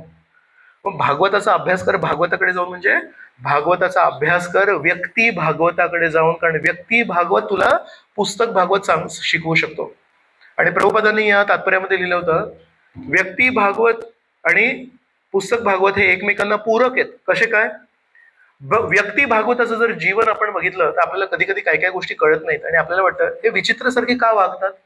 व्यक्ती भागवताला जर आपल्याला समजायचं असेल तर आपल्याला पुस्तक भागवत माहिती पाहिजे आणि मग कळेल की नाही, हे असे वैष्णव असेच असतात. वैष्णवांना जेव्हा कोणी त्रास देतात तर ते त्रास देणाऱ्या व्यक्तीसाठी प्रार्थना करतात. नरसिंह चतुर्दशी होती. प्रल्हादाला ज्याने अनेक वेळा अनन्य वेळा मारायचा प्रयत्न केला, त्या प्रल्हादाला वाचवण्यासाठी जेव्हा नरसिंहदेवांनी हिरण्यकशिपूला मारलं तेव्हा नंतर प्रल्हादाला जवळ घेतला आणि म्हणले, प्रल्हाद मी तुझ्यावर खूप खुश आहे, तुझ्यासारखी अनन्य भक्ती एक श्रेष्ठ एक मापदंड आहे जगासाठी, कसं नित्य स्मरण करायचं मला तुला काहीतरी द्यायचंय, माग काहीतरी. तेव्हा प्रल्हाद काय म्हणतात, मी वाणी नाहीये, मी मागायसाठी तुमची भक्ती नाही केली, तुम्ही माझे स्वामी आणि मी तुमचा सेवक, मी तुमची सेवा करत राहणार आणि तुम्ही माझी सेवा स्वीकार करत राहणार. देवाणघेवाणाला स्थान नाहीये नात्यामध्ये, मग तर मी तुमचा एम्प्लॉई झालो, मी तुमचा व्यावसायिक झालो. मग म्हणतात, प्रल्हाद तुझा विचार खूप बरा आहे रे, पण कधी कधी आपल्याला प्रेमळ व्यक्तीला देण्यामध्ये आनंद येतो, मला तुला काहीतरी द्यायचंय, माग काहीतरी. तेव्हा प्रल्हादांनी काय मागितलं, म्हणाले ठीक आहे तुम्ही म्हणताय ना काहीतरी द्यायचंय, एकच मागतो. मग ज्या वडिलांनी मला छळ केला त्यांना ना माहिती नव्हतं, त्यांना कधी कोणी नारद मुनी वगैरे भेटले नाही म्हणून ते तसे होते. मला तर माझ्या आईच्या पोटामध्ये मी जेव्हा होतो तेव्हा नारद मुनींचं मी शिकवण ऐकली, मला कळलं खरं काय सत्य काय, परमेश्वर कोण आहेत, भक्ती काय, भक्त काय. पण माझ्या वडिलांना कधी कोणी भेटलं नाही, त्यांचं दुर्दैव, म्हणून ते तसे वागले. माझी एकच मागणी आहे तुमच्याकडे, माझ्या वडिलांना तुम्ही पापमुक्त करा आणि त्यांना मुक्ती द्या. तेव्हा नरसिंहदेव काय म्हणाले, प्रल्हाद तुझ्यासारख्या शुद्ध भक्ताच्या वंशावलीमध्ये 21 पिढ्यांना मी मुक्ती देणार आहे. अरे एका वडिलांबद्दल तू काय मागतोयस.